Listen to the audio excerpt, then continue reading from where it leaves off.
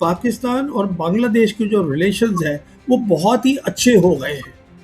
उनकी intelligence agencies के अच्छे हो गए हैं, उनकी मिलिट्रीज के अच्छे हो गए हैं। They are basically a strategic threat to India. Pakistan ने अभी रिसेंटली एक डिफेंस कोऑपरेशन एग्रीमेंट करा है विद सोमालिया, वो अफ्रीकन कॉन्टिनेंट में हो गया। तो पाकिस्तान का रोल बढ़ रहा है, बढ़ता रहेगा कि मिलिट्री बैलेंस जो है हिंदुस्तान पाकिस्तान का, उसमें बहुत ज्यादा तब्दीली आ गई है। तब्दीली ऐसे नहीं होती कि असला आया है, तब्दीली होती है किल चेन। असला तो आया ही आया है, जो उनकी खामियां थी सिंदूर की उन्होंने भर ली है। उसके अलावा किल चेन अब उनकी बहुत तेज हो गई है। ये इम्बैलेंस हो गया है पूरा मिलिट्री बैलेंस, वो आगे निकल चुके हैं किल चेन के कारण ही। पाकिस्तान हमारे देश में 10 खामियां बता सकता है जो है in terms of Islamic framework. Strategic level पे हमें प्रॉब्लम खड़ी हो रही है और हो सकती है। और मैं आपको इशारा करके ये भी बता दूं प्रॉब्लम कहाँ होगी। प्रॉब्लम चिकन नेक पे होगी। भारत अपनी पूरी फॉरेन पॉलिसी गलत है और ग्राउंड पे साबित हो चुकी है। हमें पाकिस्तान से बात करनी है। दुनिया बदल चुकी है, समझिए रियलिटी को। पाकिस्तान फिर से एक कोई नया मुआहिदा इन लोगों के सामने रखेगा? पाकिस्तान का रोल खत्म नहीं हुआ है, पाकिस्तान का रोल बढ़ गया है। सारी कंट्रीज रीजन के साथ में लेके चलना, इसमें एक बहुत इंपॉर्टेंट रोल पाकिस्तान प्ले कर रहा है इन सबको लाने में together. We are finished, American idea is finished, लेकिन उसके बावजूद डोनाल्ड ट्रंप आके बढ़ चढ़ के कहते हैं कि बड़े खुश हैं और तारीफ कर रहे हैं मक्का पैक्ट की। इजराइल, इंडिया और यूएई, ये तीनों देश आकर और एक कोई पैक्ट या कोई अलायंस जो उनका बन रहा है उसको लेकर सऊदी अरब को ऑब्जेक्शन हो रहा है। तो अगर इधर सऊदी अरब पाकिस्तान और टर्की बना रहे हैं तो इधर क्या एतराज़ है अगर भारत, यूएई और इजराइल मिल जाए? और जहां तक हिंदुस्तान का सवाल है, हिंदुस्तान में तो लोगों की समझ ही नहीं आ रहा है कि ये जॉइंट डिफेंस एग्रीमेंट है क्या। तमाम तरह के जो पश्चिमी सलाहकार हैं, कमेंटेटर्स हैं, वो खुद इस बात को डिक्लेयर कर चुके हैं कि इस पूरी जंग में ईरान जीत चुका है। अमेरिका, इजराइल को कंबाइंड ईरान ने हरा दिया है। लेकिन डोनाल्ड ट्रंप ने जो बयान दिया है वो फिर से एक नए युद्ध की तरफ इशारा कर रहा है। उनका बयान आपको मैं बताती हूँ, वो ये कह रहे हैं कि हम बम बरसाएंगे ओमान के ऊपर अगर इसी तरीके से हॉर्मुज़ पे जो एक तरह की मैं कहूँगी द्वंद्व है वो बना रहे। यानी वो ये कह रहे हैं कि हॉर्मुज़ को आज़ाद कराने के लिए वो ओमान पे बम बरसाएंगे। इसके अलावा एक और ख़बर ये है कि न सिर्फ कि दुबई बल्कि सऊदी अरब में भी जो आम नागरिक हैं वहाँ, उनके टेलीफोन्स पर मैसेजेस आ रहे हैं कि आपके आसपास इर्द गिर्द कहीं भी मिसाइल गिर सकती है। यानी युद्ध के बादल अभी छटे नहीं हैं। 60 दिन का ये कार्यकाल ख़त्म हो चुका है। सबसे पहले जो अभी महत्वपूर्ण सवाल डोनाल्ड ट्रंप की इस धमकी को लेकर और जो सऊदी अरब, टर्की और पाकिस्तान की डील हुई है उसको लेकर भारत के ऊपर क्या असर पड़ेगा, इस पर भी हम बातचीत करेंगे। सबसे पहले डोनाल्ड ट्रंप की आपको लगता है कि ये कोई गीदड़ भभकी है या वाकई वो ओमान पे बम बरसा देंगे? देखिए, ऐसा है कि पहली बात तो हमें ये समझनी है कि स्ट्रेट ऑफ हॉर्मुज़ बहुत इम्पोर्टेंट है पेट्रो डॉलर के लिए, अमेरिकन के लिए। तो डोनाल्ड ट्रंप ने सबसे पहले तो एक ये सोशल मीडिया पे दिखाया है कि straight of Hormuz now is American territory, उसको डिक्लेयर कर दिया है उन्होंने। तो दूसरी बात ये है, उन्होंने कहा है कि जो ओमान है उसमें हम बम बरसाएंगे, जो आपने बात बोली है। तो हुआ ये है कि ओमान और ईरान के बीच में तकरीबन तय हो गया है कि किस तरीके से शिप्स जाएंगे, किस तरीके से आएंगे, क्या टैरिफ लिया जाएगा। तो जो मोटी मोटी बात है वो ये पता चली है कि टोल लिया जाएगा करीबन 7% ऑन द कार्गो वैल्यू। और एस्टिमेट ये लगाया जा रहा है इस टोल लेने से अगर नॉर्मल खुल जाए रास्ता, जब खुलेगा स्ट्रेट ऑफ हॉर्मुज़ पे, तो ईरान एनुअली $100 बिलियन यहाँ से कमा सकता है। और ये भी बताया जा रहा है कि जो अंदर भी जहाज जाएंगे, बाहर भी आएंगे, वो सब ईरान के रास्ते से आएंगे, नॉर्दर्न रूट से ही आएंगे, ये तय हो गया है। तो अब ये कह रहे हैं प्रेसिडेंट ट्रंप कि मैं यहाँ मतलब आयल बॉम्ब ओमान। दो खास बातें जो वो बोल रहे हैं जिस पे हमें ध्यान देना है। पहली बात तो जैसे मैंने आपको बताया, उन्होंने डिक्लेयर कर दिया है कि ये हमारी टेरिटरी है। दूसरी ये भी एक लीक हुई थी खबर, जो उन्होंने खुद ही बोली थी कुछ दिन पहले न्यूयॉर्क रैली में, कि न्यूक्लियर वेपन भी इस्तेमाल हो सकते हैं। उसके बाद एक रिपब्लिकन लॉ मेकर हैं, जो फॉर्मर लॉ मेकर हैं, जिनका नाम है मैजोरी टेलर ग्रीन। उन्होंने ये बताया है कि हाँ, अंदर बातचीत चल रही है न्यूक्लियर वेपन्स को लेकर भी। तो अब कुछ एनालिस्ट भी इस पे बात कर रहे हैं अलग अलग चैनल्स पे कि क्या न्यूक्लियर वेपन इस्तेमाल करेंगे प्रेसिडेंट ट्रंप। अगर करेंगे तो हरमोज पे ही करेंगे। सी छोटी बात, द मुख्य बात ये है, प्रेसिडेंट ट्रंप के पास आज कोई मिलिट्री ऑप्शंस नहीं है। तो सवाल ये उठ रहा है कि क्या टैक्टिकल न्यूक्लियर वेपन अमेरिका इस्तेमाल करेगा। एक बात तो ये है। दूसरी बात ये है, अब उन्होंने ये कह दिया है कि अब मैं बातचीत ईरान से नहीं करूंगा। और अब वो ये कह रहे हैं कि हम इकोनॉमिक प्रेशर डालेंगे ईरान के ऊपर।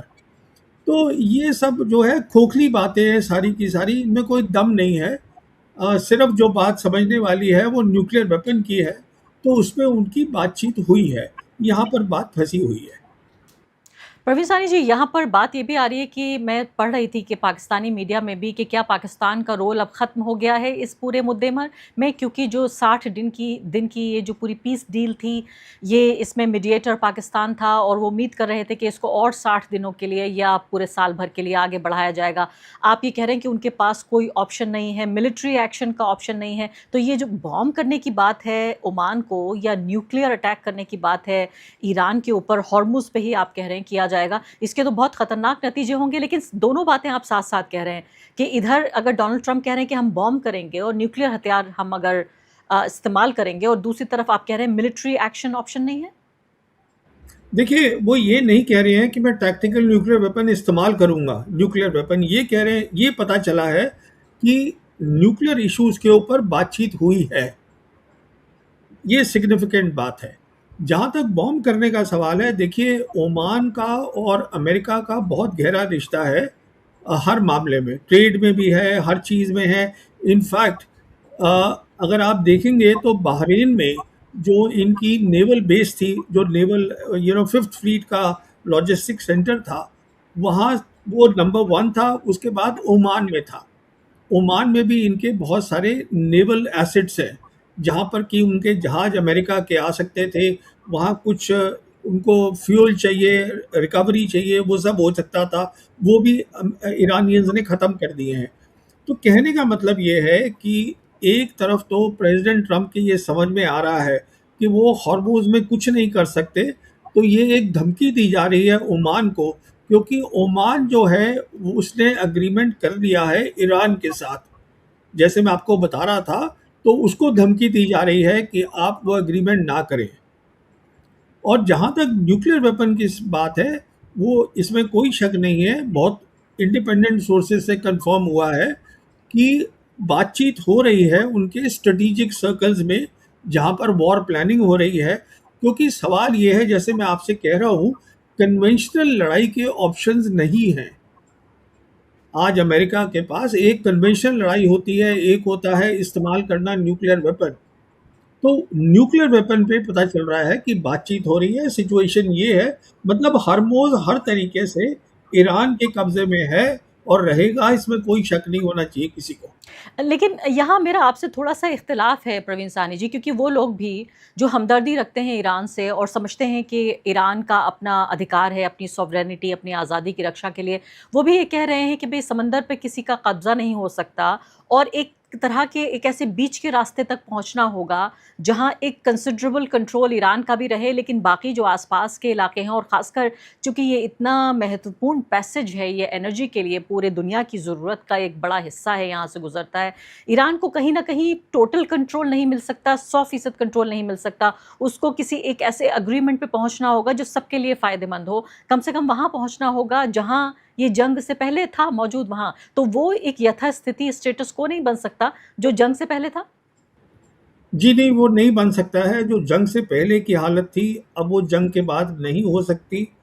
और ईरान ने ये बार-बार कहा है कि हम रीजनल कंट्रीज़ को साथ लेके चलना चाहते हैं। जो 2 कोस्टल कंट्रीज़ हैं, कोस्टल कंट्री का मतलब है जो बिल्कुल कोस्ट पे हैं, जो कि ईरान है और ओमान है। उन दोनों की मिलके बातचीत हुई है, जिसमें ये तय हुआ है कि ये रास्ता होगा, इतना हम टैरिफ उस पे लगाएँगे।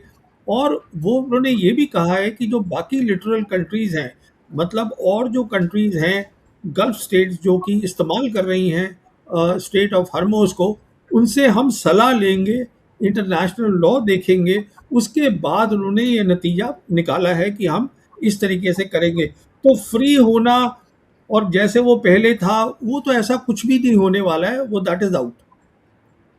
हालाँकि जो लोग कह रहे हैं कि एक तरह से पूरा जो एक ग्लोबल एक कंसेंसस जो बन रहा है वो ये है कि ईरान को थोड़ा बहुत अपने में रियायत बरतनी चाहिए। इस तरह से तो पूरी ग्लोबल इकोनॉमी पे बहुत बड़ा फ़र्क पड़ेगा। और जिन पेट्रो डॉलर्स का आप ज़िक्र कर रहे हैं, मैं अभी वो समझूँगी भी, लेकिन ये बताइए कि अगर हॉर्मुज़ जैसा है वैसा रहता है, डोनाल्ड ट्रंप लगातार हॉस्टाइल एक अपने वर्ज़न में रहेंगे। कभी बोलेंगे ओमान ओमान को बोला इन्होंने कि अगर रास्ते में आया हॉर्मुज़ के तो हम उस पे बम बरसाएँगे। ऐसा नहीं बोला कि यूँ ही बम बरसाने हैं। तो ये तो फिर ये पूरा हॉस्टिलिटी और ये असुरक्षा की भावना और जंग के माहौल में पूरी दुनिया रहेगी, क्योंकि डोनाल्ड ट्रंप भी तो पीछे नहीं हटेंगे। देखिए, हो क्या रहा है कि डोनाल्ड ट्रंप तो पीछे नहीं हट रहे हैं और वो ये गीदड़ भभकियाँ देते रहते हैं, मैं न्यूक्लियर वेपन इस्तेमाल करूँगा। देखिए, न्यूक्लियर वेपन इस्तेमाल करना कोई आसान चीज़ नहीं है। इसके बहुत सारे इम्प्लीकेशंस हैं, बहुत सारे मुल्क हैं जिनके पास न्यूक्लियर वेपन्स हैं आज।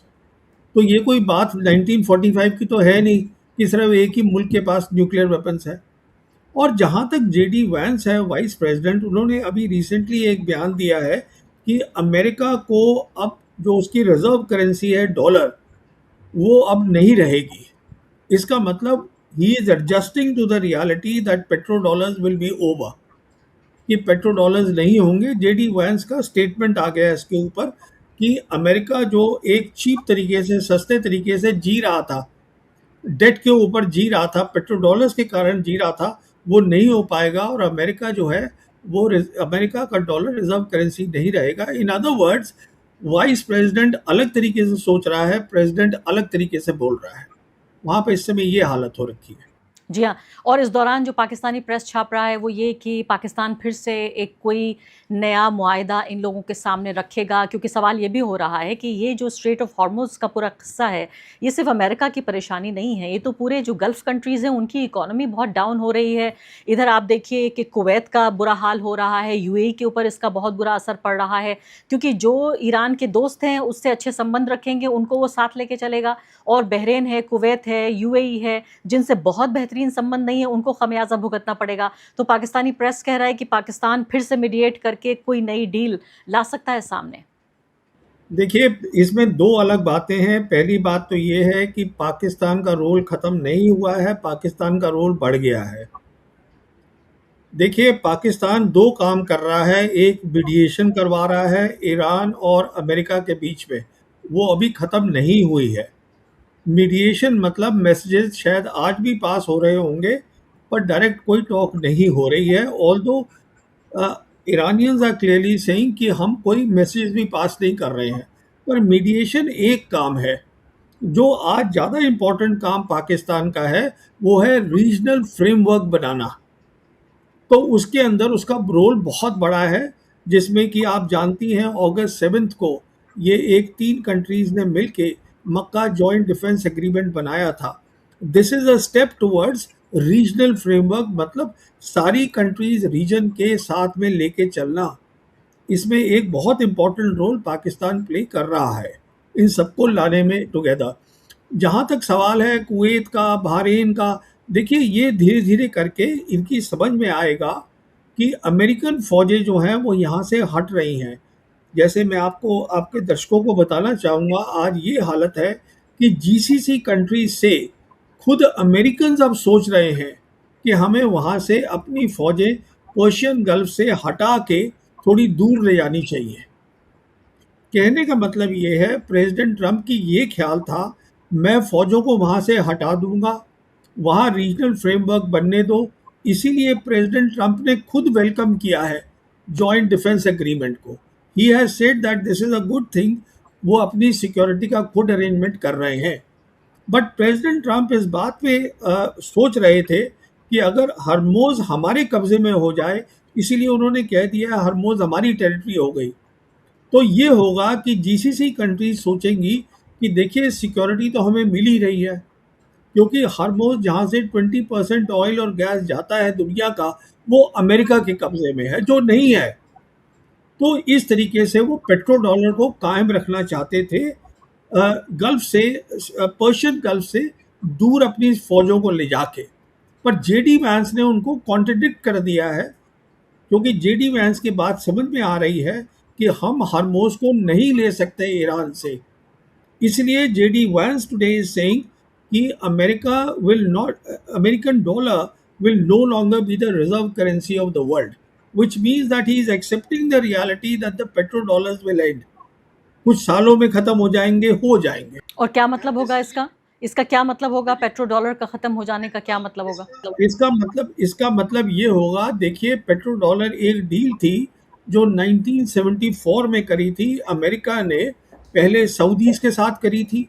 डील ये थी कि सऊदीज अपना तेल, अपना ऑयल जो है वो यूएस डॉलर में बेचें और उसके बदले में अमेरिकन सिक्योरिटी देंगे उनको। तो उसके बाद फिर ये डील बाकी जीसीसी कंट्रीज ने भी ले ली, फिर ओपेक ने भी ले ली।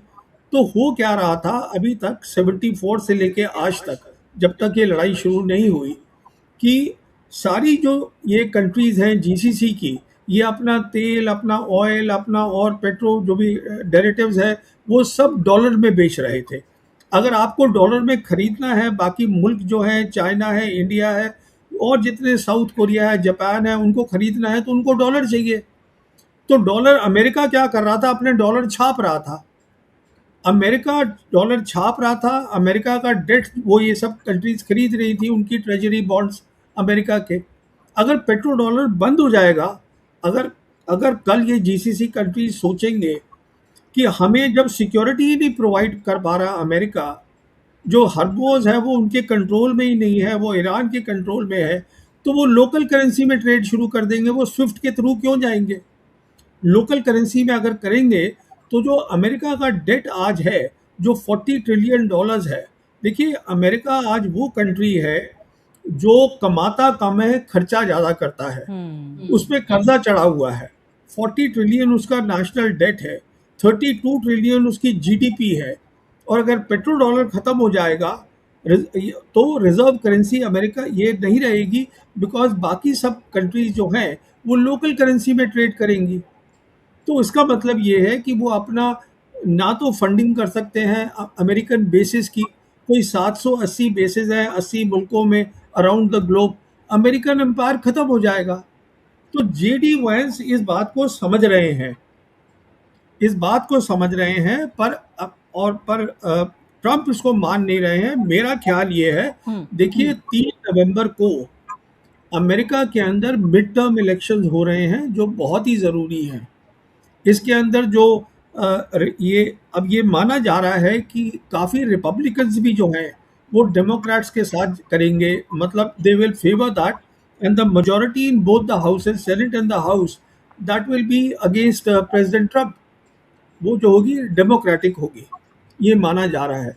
तो उसके लिए फिर प्रेसिडेंट ट्रंप के लिए प्रॉब्लम्स खड़ी हो जाती हैं बहुत सारी। इसलिए ऐसा लग रहा है कि वो एक माहौल सा बना रहे हैं। He is running a narrative basically, because he is not in control of state of Hormuz. Social media पे दिखा रहे हैं ये हमारी टेरिटरी है। आपकी टेरिटरी कहाँ से है? वो तो ईरान की टेरिटरी है। तो ये सब नैरेटिव धोखेबाजी चल रही है और कुछ नहीं है। ग्राउंड पे एक अलग कहानी है जो शायद जेडी वैंस अपने आप को डिस्टेंस कर रहे हैं प्रेसिडेंट ट्रंप से। बहुत बड़ी बात है कि जी हाँ, बहुत बड़ी बात है कि ये पूरे ख़राब मौसम का अंदाज़ा जो इनको हो रहा है, ये आपने बहुत बड़ी बात कही है, चेंजिंग वर्ल्ड ऑर्डर, जिसका मैं और आप 6 महीने से हम लोग एक दूसरे से बातचीत कर रहे हैं और आप लगातार ये कह रहे हैं कि पूरी दुनिया की जो तरतीब है, जिस तरह से दुनिया चलती आई थी इस जंग से पहले, वो बदल जाएगी और नए उसूल होंगे, नए रूल्स होंगे, नए रेगुलेशंस होंगे। उस बदलती दुनिया का ही एक इशारा है जिसमें आप अमेरिकन एम्पायर के एंड की बात कर रहे हैं। मैं आती हूँ, जो मक्का पैक्ट है उसको लेकर भारत में किस तरह की प्रतिक्रिया है, और यूएई, इजराइल और भारत, ये तीनों एक त्रिकोण जो बन रहा है, इसको लेकर किस तरह की बात है। लेकिन मुझे ये समझ में नहीं आया जब डोनाल्ड ट्रंप ने खुशी का इजहार किया, क्योंकि जैसा मैं कह रही थी कि बाकी भारत के पत्रकारों की तरह मैं भी वेस्टर्न कमेंटेटर्स को सुनती हूँ, और वो तो खुद अपनी ऑबिचुरी लिख रहे थे, खुद अपना मर्सिया पढ़ रहे थे कि देखिए हमारा तो we are over, we are finished, American idea is finished. लेकिन उसके बावजूद डोनाल्ड ट्रंप आके बढ़ चढ़ के कहते हैं कि बड़े खुश हैं और तारीफ़ कर रहे हैं मक्का पैक्ट की। तो इन दोनों के बीच हम कैसे बनाएं कि एक तरफ कमेंटेटर्स, दूसरी तरफ डोनाल्ड ट्रंप और तीसरी तरफ जेडी वैंस? देखिए, प्रेसिडेंट ट्रंप का ये ख्याल है कि सिक्योरिटी फोर्सेस तो मुझे पर्शियन गल्फ से अपनी फौज हटानी पड़ेगी, तो जब वहाँ वैक्यूम हो जाएगा तो कुछ तो चीज़ वहाँ पर आएगी, तो वो रीजनल सिक्योरिटी फ्रेमवर्क आएगा। But he also wants to maintain good relations with the GCC countries. वो इसलिए because he needs the petro dollars. So what he is thinking is, अभी तक ये सोच थी प्रेसिडेंट ट्रंप की, स्टेट ऑफ हरमोज मेरी रहेगी, इसका मतलब मैं सिक्योरिटी दे रहा हूँ जो हैं जीसीसी कंट्रीज को।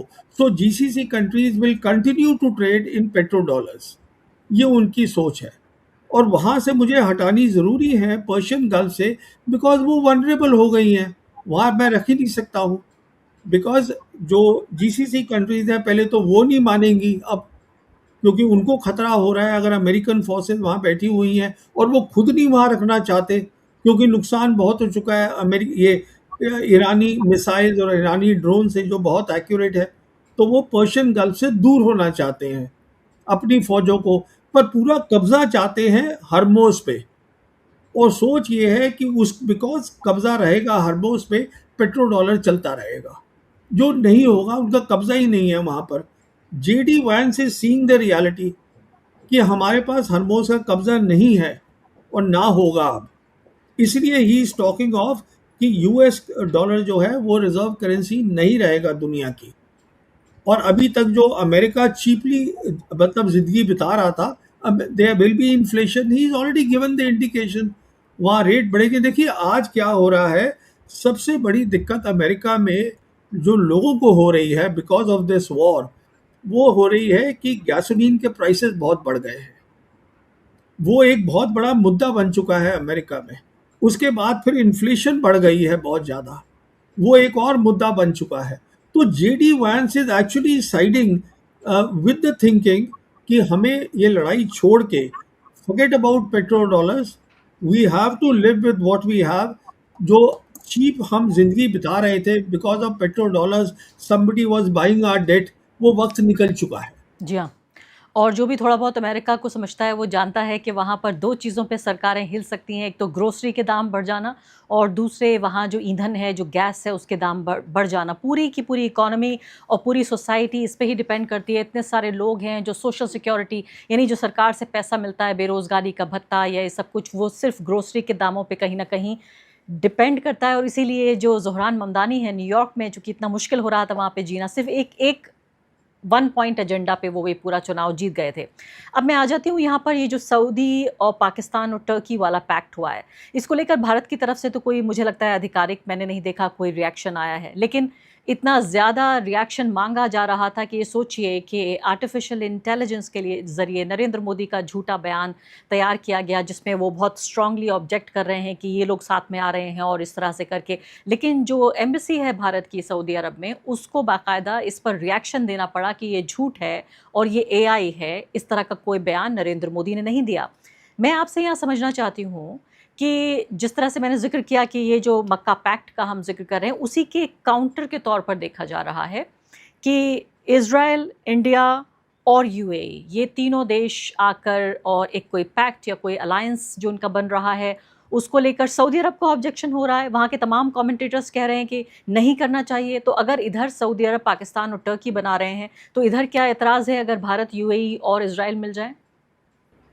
देखिए ऐसा है, पहली बात तो ये जो बात चल रही है, ये जो इंडिया, यूएई और इजराइल की बात, ये दो, there are two reasons why it is being said. One is, हम इसको बोलते थे कि ये वेस्ट का क्वाड है, जिसको I2U2 बोलते हैं, which is India, Israel, UAE and America, ये चार का, यूएस का।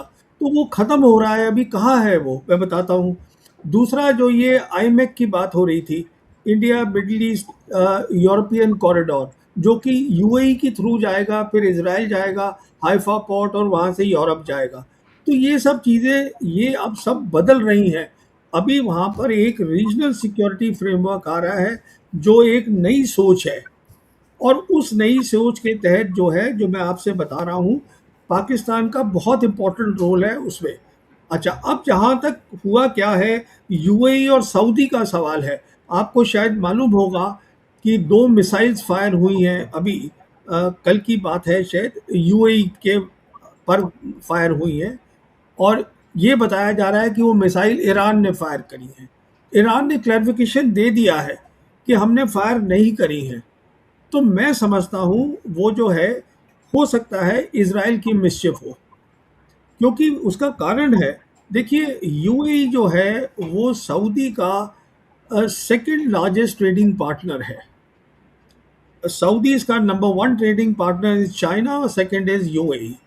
तो कोशिश हो रही है कि इन दोनों के बीच में और फासला, उनके अंदर रिफ्ट करवाई जाए दोनों मुल्कों के बीच में, यूएई और सऊदी के बीच में। इनमें कोई अच्छे रिश्ते थे नहीं, पर अभी बेहतर हो रहे थे, अब उसको फिर से तोड़ने की कोशिश की जा रही है।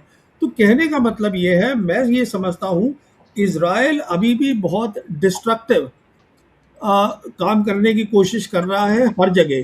पर अमेरिका जो है, अमेरिका का vice president he is talking sense, और जो अमेरिकन प्रेसिडेंट है मेरे हिसाब से ये जो बातचीत कर रहे हैं वो बेसिकली 3 नवंबर के मिड टर्म इलेक्शन के लिए है, कि किसी तरीके से ये इलेक्शन पार हो जाए मेरा। तो he is building up a narrative. और जहाँ तक हिंदुस्तान का सवाल है, हिंदुस्तान में तो लोगों की समझ ही नहीं आ रहा है कि ये जॉइंट डिफेंस एग्रीमेंट है क्या।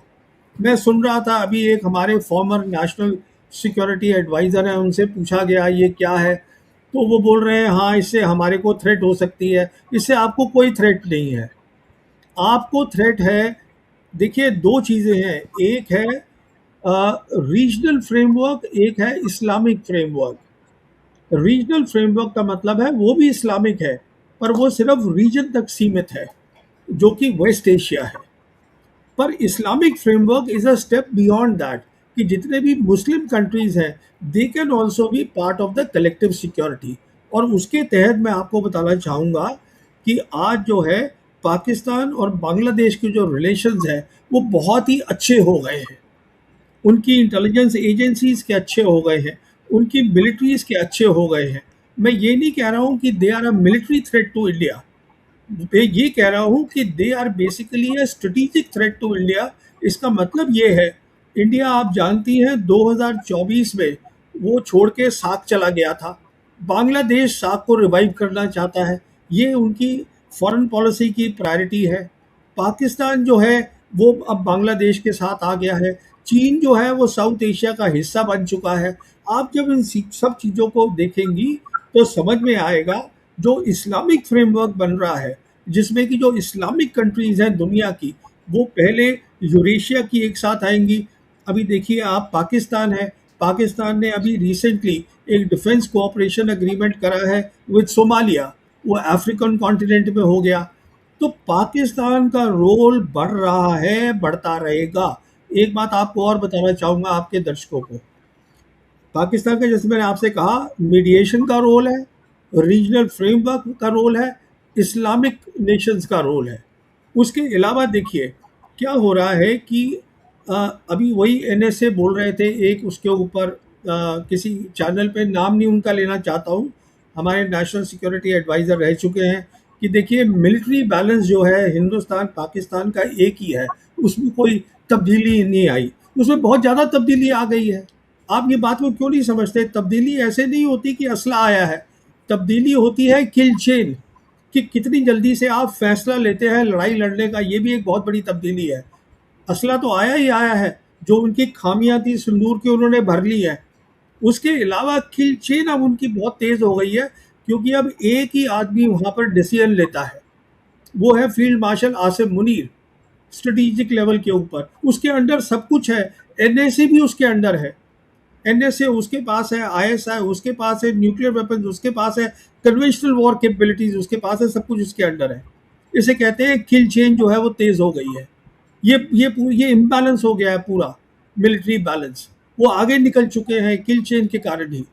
तो इन बातों को हमें समझना नहीं, है। लेकिन प्रवीण जी, एक फौजी के तौर पे आपको अच्छा लग रहा होगा कि फौज के पास ज़्यादा ताकत पहुंच गई है, लेकिन एक ऐसे व्यक्ति के तौर पर जो समाज और राजनीति को समझता है कि हमेशा पॉलिटिशियंस जो होते हैं, यानी जो इलेक्टेड लीडर्स होते हैं, उनको हमेशा मिलिट्री के ऊपर होना चाहिए, तो ये तो भारत के लिए भी अच्छी खबर नहीं है, क्योंकि पाकिस्तान के समाज में भी इससे एक डिसबैलेंस पैदा होगा। ये अलग बात है कि एक व्यक्ति फैसला ले रहा है, कोई कन्फ्यूजन नहीं है, लेकिन वो तो अनइलेक्टेड है, तो इलेक्टेड लोगों को फैसला लेना चाहिए। वहाँ पर पाकिस्तान का भी मैं ज़िक्र कर रही हूँ, जो मैं भारत के लिए काम ना करूँगी, वो पाकिस्तान के लिए भी करूँगी।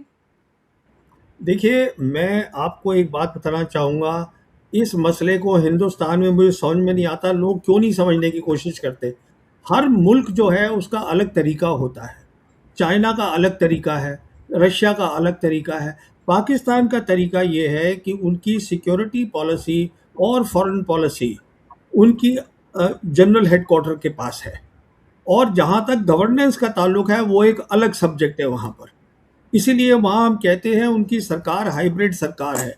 इसीलिए मैं कहता हूँ, अगर आपको बात करनी है पाकिस्तान से तो आप फौज से बात करिए उनकी, क्योंकि जो सिक्योरिटी पॉलिसी है, फॉरेन पॉलिसी है, वो फौज चलाती है वहाँ की, वो प्राइम मिनिस्टर नहीं चलाता है। नहीं, लेकिन साहनी जी, इसमें इसमें जनता की मर्ज़ी शामिल नहीं होगी। मैं वो कह रही हूँ कि जो अनइलेक्टेड लोग हैं, वो जनता की भावना को रिप्रेज़ेंट नहीं करते। तो अगर भारत भी मान लेते हैं कि आसिम मुनीर साहब से भी बात करता है, तो भी वो आम जनता से, यानी पीपल टू पीपल तो बातचीत नहीं हो रही है। वहाँ सरकार का जो इंतज़ाम है, ये बड़ा फ़ॉल्टी हुआ, ये तो बड़ा।